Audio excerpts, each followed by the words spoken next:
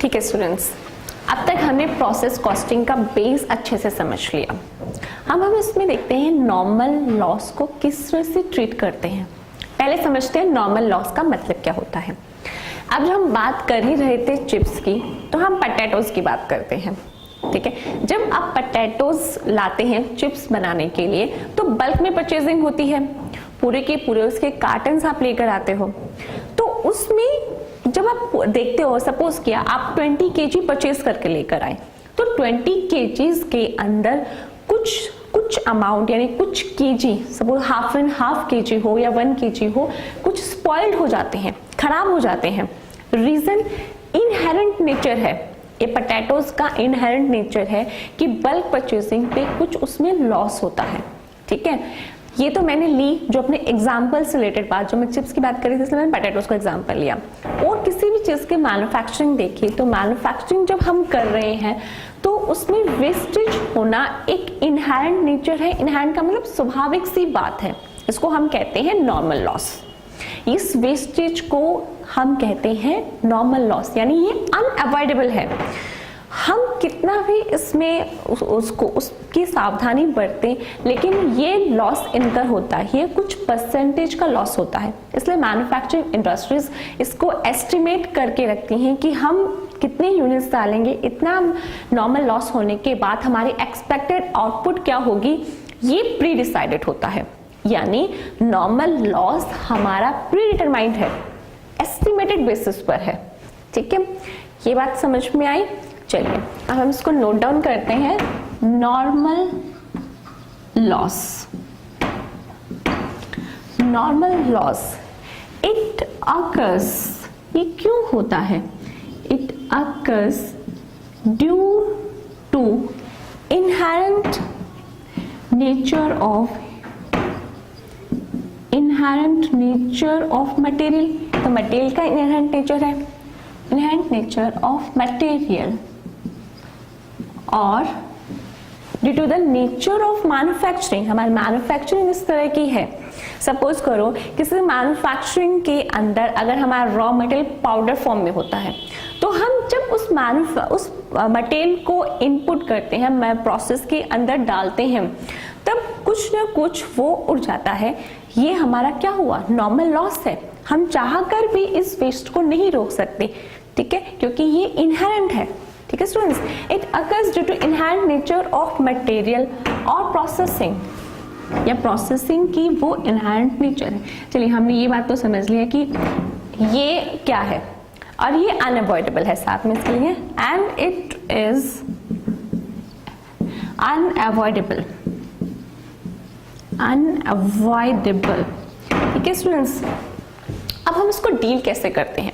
हमने process account में हम इस नॉर्मल लॉस को किस तरह से डील करेंगे? ठीक है, पोटैटोज के एग्जांपल पे हम फिर से आते हैं। हमने कितने केजी पोटैटोज परचेज किए थे? 20 केजी। एग्जांपल ले रहे हैं हम स्टूडेंट्स। एग्जांपल, सपोज करो हमारे पोटैटोज थे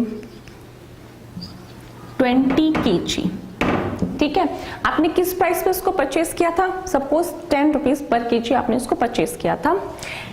potatoes 20 KG purchased at the rate of ₹10 पर केजी। 10 पर केजी के आपने उसने परचेज किया। ठीक है, तो आपकी टोटल कॉस्ट कितनी हो गई? पोटैटोज की टोटल कॉस्ट आपके पास आ गई 200 रुपीज। ठीक है स्टूडेंट्स, ये आपकी पोटैटोज की कॉस्ट हुई। लेकिन जब आपने पोटैटोज देखा तो सपोज करो उसमें 2 केजी पोटैटोज ऐसे थे जो स्पॉइल्ड थे, यानी वो आपके लिए स्क्रैप था। ठीक है, तो सपोज कीजिए इसमें, सपोज नॉर्मल लॉस में, अब स्पॉइल्ड पोटैटोज को नॉर्मल लॉस नाम दे रही हूँ कि उसमें नॉर्मल लॉस कितने केजी का हुआ? 2 केजी का। Suppose normal loss is of 2 KG. ठीक है, कभी कभी ये होता है स्पॉइल्ड पोटैटोज इस तरह के होते हैं कि वो सोल्ड आउट हो जाते हैं कुछ कम प्राइस पे। यानी आपने फ्रेश पोटैटोज जब 10 रुपीज पर केजी के हिसाब से परचेस किए थे, तो ये spoiled potatoes suppose 2 rupees per KG के आपसे स्क्रैप वैल्यू में आपके बिक जाते हैं। ठीक है। तो इंडस्ट्रीज क्या करती है, जो भी नॉर्मल लॉस होता है और उसकी स्क्रैप वैल्यू जो भी है, हो सकता है वो नील हो सकता है कुछ एक नॉमिनल सा अमाउंट हो, वो भी हम कंसिडर करेंगे। तो ये 2 kg का जो लॉस हुआ था, ये हमारा इसकी स्क्रैप वैल्यू है। स्क्रैप वैल्यू इज ऑफ ₹2 पर kg। ठीक है, ये हमारा डाटा है स्टूडेंट्स। ठीक है, 20 kg के पोटैटोज परचेज किए थे, 10 rupees per kg। Total cost of production हमारी हुई है, जहां पे हमने अभी तक नॉर्मल लॉस को कंसिडर नहीं किया, हमारी टोटल कॉस्ट थी 200 रुपीज। ठीक है, अब हमने इसमें एज्यूम किया कि हमारे नॉर्मल लॉस 2 kg का हो गया और उसकी स्क्रैप हमने यानी स्पॉइल्ड पोटैटोज को हमने सोल्ड आउट किया एट द रेट ऑफ 2 पर kg। ठीक है, अब देखिए, अब पहले हमारी यूनिट्स की, हर kg की हमारी कितनी कॉस्ट थी, 10 रुपीज पर kg। अब नॉर्मल लॉस को जब हम ट्रीट करेंगे तो हमारा कॉस्ट ऑफ प्रोडक्शन पर kg इंक्रीज हो जाएगा। किस तरह से, देखिए, अब हमारा 20 kg हमारे पास टोटल यूनिट्स, अब टोटल यूनिट्स हमारे पास कितनी बची, 20 kg माइनस जो हमारा 2 kg का लॉस हुआ, 2 kg। ठीक है, हमारे पास टोटल यूनिट्स हमारे पास कितने हैं, 20 kg minus 2 kg, that is 18 kg। ठीक है, और हमारी टोटल कॉस्ट हमने कितनी इनकर की थी, 200 रुपीज। तो अब हमारी कॉस्ट पर kg अगर हम कैलकुलेट करें, कॉस्ट पर kg अब हमारी आएगी, कैसे निकालते हैं हम, किसी कॉस्ट पर यूनिट हम किस तरह से निकालते हैं, total value means total cost divided by total units. Cost per kg निकालने के लिए हमें क्या करना होगा, total cost divided by total units.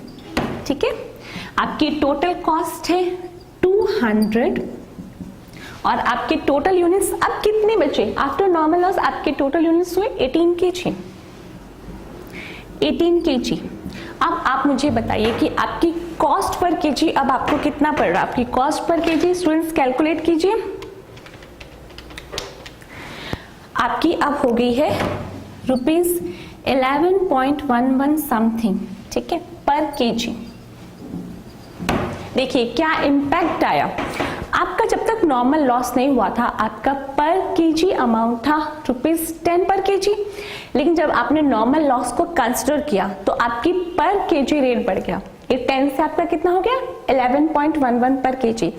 इसका मतलब अब हमारे जो गुड यूनिट्स बचे थे, यानी जो हमारे पोटैटोज फ्रेश थे, जो अब हमने उसमें स्पॉइल्ड निकाल दिया था, तो वो गुड पोटैटोज ने स्पॉइल्ड पोटैटो की जो कॉस्ट थी वो बियर करी, यानी हमने जो 2 kg का वेस्ट किया उस पर तो हमने कॉस्ट इनकर कर दी थी, एंड 2 kg पे हमने जो 20 रुपीज का हमारी कॉस्ट है वो इनकर होगी। इसको रिकवर कैसे करें, वो बियर करेंगी, वो कॉस्ट गुड यूनिट्स बियर करेंगे, यानी जो बाकी हमारे 18 kg के पोटैटोज हैं वहां पे वो 20 रुपीज की कॉस्ट स्प्रेड हो जाएगी। इसका मतलब अब हमारी कॉस्ट पर यूनिट इंक्रीज करेगी। यहाँ पे हमने देखा हमारे पहले कितनी थी 10 पर kg, अब हमारी नॉर्मल लॉस होने के बाद हमारी कॉस्ट पर यूनिट यानी कॉस्ट पर kg हमारे इंक्रीज कर गई है 11.11 पर kg। यही ट्रीटमेंट हमें प्रोसेस अकाउंट में करनी है। ठीक है स्टूडेंट्स, समझ में आया। तो नॉर्मल लॉस वो लॉस है जो अनअवॉइडेबल है और इसको ट्रीट कैसे किया जाता है, जो गुड यूनिट्स है वो नॉर्मल लॉस की कॉस्ट को बियर करते हैं। ठीक है, चलिए अब मैंने यहाँ पर एक पॉइंट जो स्क्रैप वैल्यू का पॉइंट था वो यहाँ पे मैंने कंसिडर नहीं किया। अब स्क्रैप वैल्यू को आप किस तरह से यहाँ पर डील करेंगे, स्क्रैप जो भी आपका लॉस हुआ, अगर उस लॉस से आपको कुछ रिकवरी होती है, कुछ भी अमाउंट की रिकवरी होती है, तो वो आपकी कॉस्ट में से माइनस हो जाएगी, यानी जो 200 की कॉस्ट है उसमें से आपकी स्क्रैप वैल्यू माइनस होगी। अब आपकी यूनिट्स जो आपके सही कॉस्ट पर यूनिट है अब आपको यहाँ पर मिलेगी। ठीक है स्टूडेंट्स, यहाँ पे हमने अभी तक जो मैंने एग्जांपल यहाँ पे लिया हमने स्क्रैप वैल्यू कंसिडर नहीं करी। अब हम इसको स्क्रैप, अगर जब हम स्क्रैप वैल्यू कंसिडर करेंगे तो हमारी कॉस्ट रिड्यूस हो जाएगी, क्योंकि जो स्पॉइल्ड पोटैटोज थे उससे हमें कुछ सेल वैल्यू मिली, वो सेल वैल्यू हमारी कॉस्ट को रिड्यूस करेगी। देखते हैं किस तरह से। 2 kg हमारे स्पॉइल्ड हुए थे, 2 पर kg से हमारे बिके, यानी 4 हमें 4 रुपीज यहाँ पे रिकवर हुआ, तो 200 माइनस 4 अमाउंट यहाँ पर आएगा। ये 4 हमने कैसे निकाला, ये 4 हमने निकाला हमारी स्क्रैप वैल्यू 2 माइनस 2, ये 2 हमारी स्क्रैप यूनिट्स है, स्क्रैप यूनिट्स है, और ये 2 रुपीज उसकी सेल वैल्यू है। ठीक है स्टूडेंट्स, ये 4 रुपीज यहाँ से माइनस होंगे। अब हमारी सही कॉस्ट पर यूनिट आएगी स्टूडेंट्स। अब मुझे बताइए आपकी कॉस्ट पर यूनिट कितनी आई? आपकी कॉस्ट पर यूनिट्स होगी स्टूडेंट्स 10.80। देखिए अब किस तरह से हमारा ये स्क्रैप वैल्यू की वजह से हमारी अब कॉस्ट डाउन हो गई। जब हमने इसको स्क्रैप वैल्यू को कंसिडर किया तो हमारी अब कॉस्ट पर यूनिट हमारी कम हो गई है। ठीक है, तो हमने किस तरह से अब करना है नॉर्मल लॉस को ट्रीट। नॉर्मल लॉस जो यूनिट्स हुई वो हमें गुड यूनिट्स, जो टोटल यूनिट्स में से माइनस करके हमें गुड यूनिट्स निकालनी है। टोटल कॉस्ट में से स्क्रैप वैल्यू माइनस हो जाएगी, तो cost of production per unit हमारा किस तरह से निकलेगा? Total cost minus scrap value, total cost minus scrap value, और नीचे क्या हो जाएगा हमारा? Total units minus lost normal units. ठीक है, आप इसको नोट कर लीजिए। मैं ये वाला फॉर्मूला जो नॉर्मल लॉस के बाद हमारा निकल कर आया ये मैं आपको नोट डाउन कराऊंगी। ठीक है, हमने अभी तक यही पढ़ा था कि हम कॉस्ट पर यूनिट किस तरह से निकालते हैं, total cost divided by total units. लेकिन आफ्टर नॉर्मल लॉस ये हमारे कॉस्ट पर यूनिट का फॉर्मूला आया, total cost minus scrap value divided by total units minus lost normal units. ठीक है स्टूडेंट्स, चलिए आप यहाँ तक इसको नोट डाउन कीजिए। अब हम एक क्वेश्चन लेंगे जिसमें हम नॉर्मल लॉस को प्रोसेस अकाउंट में किस तरह से शो करेंगे वो हम देखेंगे। ठीक है स्टूडेंट्स, चलिए फटाफट से इसको नोट डाउन कीजिए।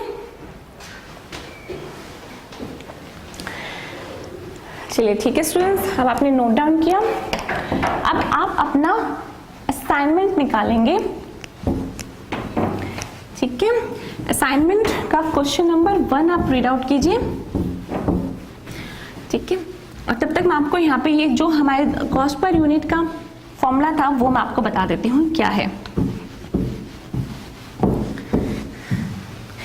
चलिए, हमारे कॉस्ट पर यूनिट हमें पता है हम किस तरह से निकालते हैं, total cost divided by total units. ठीक है, लेकिन cost per unit after normal loss हम किस तरह से करेंगे इसको? नॉर्मल लॉस के बाद हमारी कॉस्ट पर यूनिट किस तरह से निकलेगी? ये हमारी हो जाएगी total cost minus scrap value if any. अगर उसकी स्क्रैप वैल्यू नहीं है तो ये जो यहाँ से माइनस नहीं होगी, जो भी स्क्रैप वैल्यू है वो divided by total units minus lost normal units.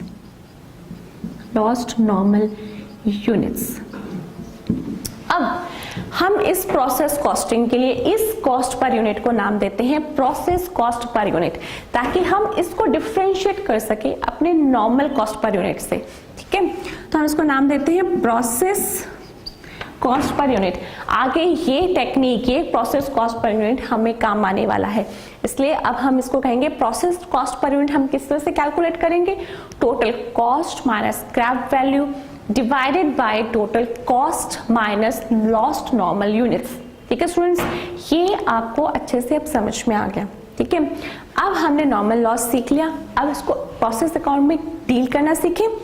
तैयार है आप? चलिए असाइनमेंट निकालिए अपना।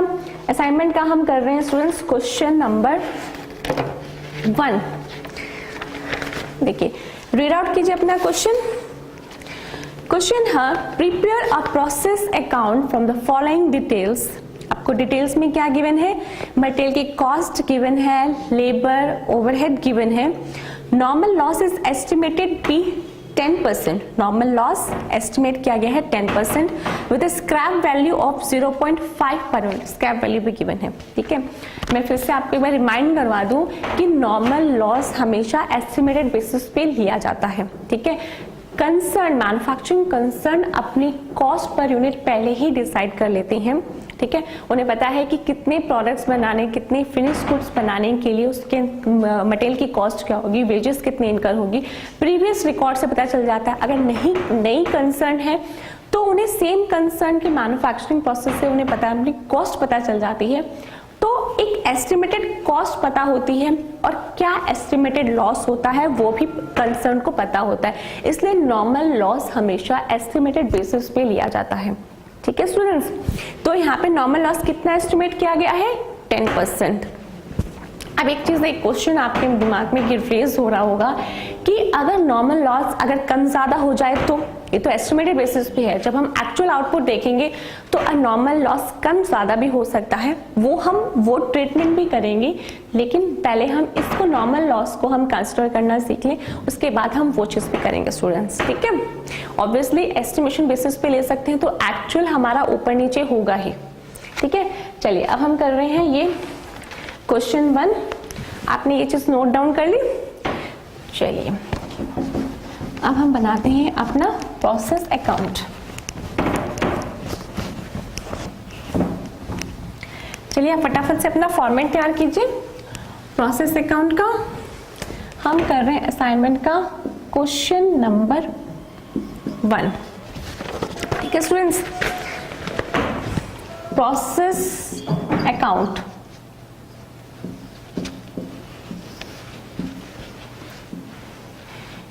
ये हमने अपना प्रोसेस अकाउंट क्रिएट किया।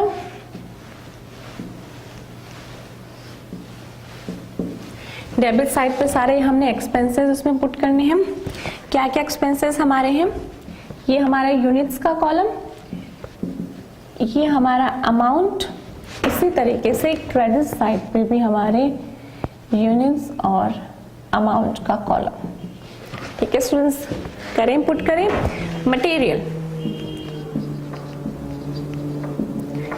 मटेरियल हमारा है, यूनिट्स हमारे 1000 है, 5 पर यूनिट है, तो हमारा अमाउंट हुआ 5000 का। लेबर है हमारे स्टूडेंट्स 2000 की। ओवरहेड के बारे में हमें इंफॉर्मेशन है, it is 50% of labour. 50% of labour की कॉस्ट कितनी है, 2000, दैट मीन्स हमारी ओवरहेड हो गई 1000, ठीक है स्टूडेंट्स। चलिए normal loss is estimated be 10%।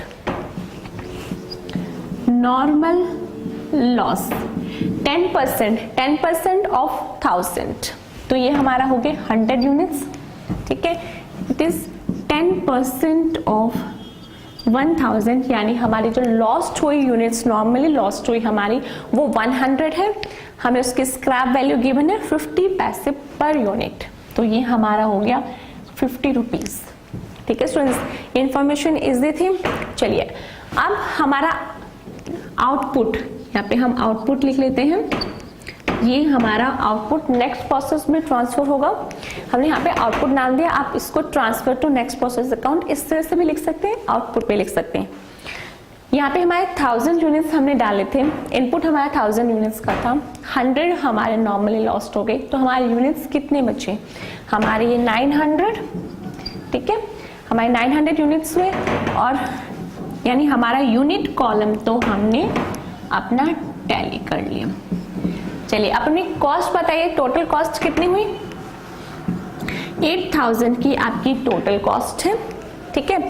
50 आपने रिकवर कर लिया, तो अब आपकी आउटपुट की कॉस्ट कितनी आई, ये आपकी आई नाउ 7950, ठीक है।